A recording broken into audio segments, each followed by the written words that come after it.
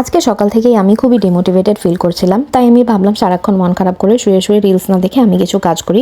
অনেকদিন ধরেই ভাবছিলাম একটা স্টোরেজ বক্স কেনার কথা, যেটাতে আমি আমার ক্রোশেট প্রোডাক্টগুলো সুন্দর করে গুছিয়ে রাখতে পারবো। তো কোনো না কোনো কারণে আসলে কেনা হয়ে ওঠেনি। তো আমি ভাবলাম কেন না আম্মুর কিচেনে যেয়ে খোঁজ করি কিছু পাই কিনা।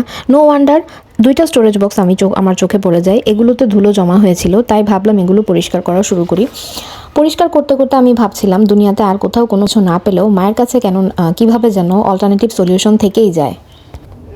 সাথে আমার স্টোরেজ বক্স কেনার টাকাটাও বেঁচে গেল, আর কাজ করার জন্য মন খারাপ ভাবটাও চলে গেল। আমার সময়টাও কাজে লাগলো। এই সময়টা যদি ফেসবুক, ইনস্টাগ্রাম বা ইউটিউব স্ক্রল করে কাটাতাম তাহলে আমার সারাটা দিনই লস হতো।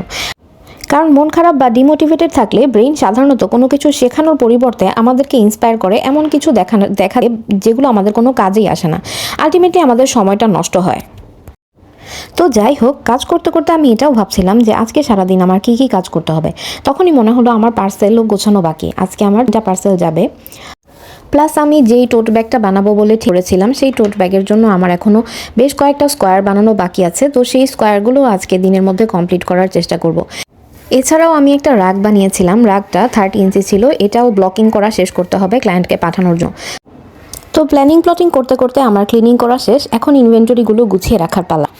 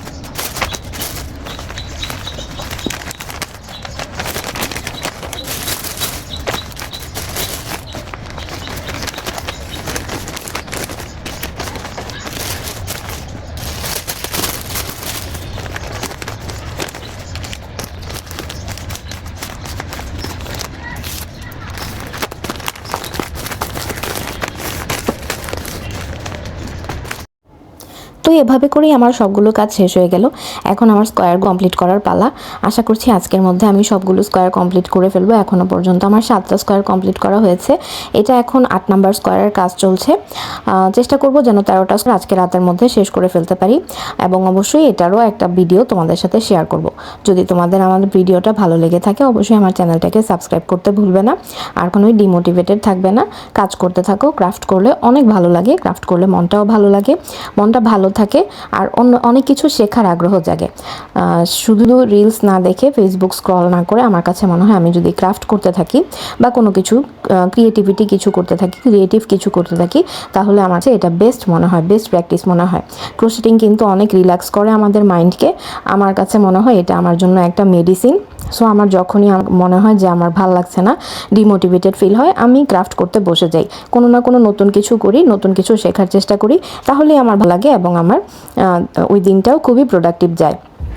তোমরাও তোমাদের এরকম মন খারাপের দিনগুলো বা ডিমোটিভেটেড ফিল করার দিনগুলোতে কিভাবে পার করো সেটা আমাকে কমেন্টে জানাতে পারো, বা আমিও কিভাবে নিজেকে ইমপ্রুভ করতে পারি সেটাও তোমরা আমাকে জানাতে পারো। আমার ভিডিও ভালো লেগে থাকলে অবশ্যই আমার চ্যানেলটাকে সাবস্ক্রাইব করতে ভুলবে না। এছাড়াও তোমরা যদি আমাকে ফেসবুক অথবা ইনস্টাগ্রামে ফলো করতে চাও তাহলে আমার ফেসবুক এবং ইনস্টাগ্রাম দুটোর নামই হচ্ছে crochet by Parsa. Crochet by Parsa লিখে সার্চ করলেই আশা করি চলে আসবে। তোমরা আমার কাছ থেকে মিল্টন ইয়ার্ন কিনতে চাইলে সেটা আমার ফেসবুক অথবা ইনস্টাগ্রাম পেজে মেসেজ করলে পারো। তাছাড়া আমার ওয়েবসাইটেও তোমরা ভিজিট করতে পারো। আমার ওয়েবসাইট হচ্ছে crochetbyparsha.com। আমার প্রোডাক্ট নিতে চাইলে আমাকে ফেসবুক, ইনস্টাগ্রাম অথবা আমার ওয়েবসাইট থেকেও তোমরা পারচেস করতে পারবে। তো হ্যাপি ক্রোশেইং। আজকের মতো এই পর্যন্তই। তোমরা সবাই ভালো থাকবে। আল্লাহ হাফেজ।